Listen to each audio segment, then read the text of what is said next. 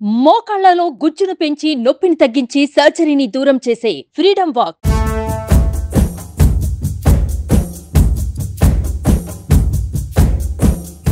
అందరి చూపు ఏపీ వైపే.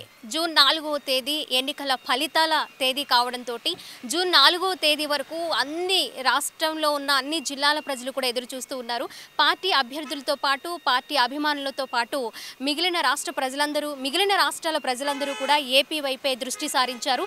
మొత్తంగా మనం ఈరోజు చూసుకోవచ్చు, వైసీపీ ఆఫీస్ దగ్గర ఉన్నాము. మనము ఇంతకు ముందే వైసీపీ అధికార ప్రతినిధి సజ్జల రామకృష్ణారెడ్డి కూడా ప్రెస్ మీట్ పెట్టి మీడియాతో మాట్లాడడం కూడా జరిగింది. చాలా కాన్ఫిడెంట్గా వైసీపీ రెండవసారి అధికారంలోకి వస్తుంది అని ఆయన ధీమా వ్యక్తం చేశారు. అంతేకాకుండా రెండవసారి సీఎం జగన్ సీఎం పీఠం అధిరోహించడం తథ్యమని కూడా ఆయన సజ్జల రామకృష్ణారెడ్డి చెప్పారు. రేపు ఉదయం 10:30-11 మధ్యలో రాష్ట్ర ప్రజలందరూ రాష్ట్రం అంతా సంబరాలు చేసుకోవడానికి సిద్ధంగా ఉండాలని పిలుపునిచ్చారు కూడా. మొత్తంగా మనం చూసుకోవచ్చు, వైసీపీ ఆఫీస్ దగ్గర ఇప్పుడిప్పుడే పార్టీకి సంబంధించిన కార్యకర్తలు కావచ్చు, నేతలు కావచ్చు, ముఖ్య నేతలు కావచ్చు, అలాగే అభిమానులు కావచ్చు, ఒక్కొక్కరిగా చేరుకుంటూ ఉన్న పరిస్థితి మనం చూస్తూ ఉన్నాము. రేపు మొదటి విడత ఎన్నికల ఫలితాలు ఉదయం 8 గంటలకే ప్రారంభమయ్యే సందర్భంలో 10:30-11 మధ్యలోనే మొదటి విడత రిజల్ట్ అయితే మనం చూసుకోవచ్చు.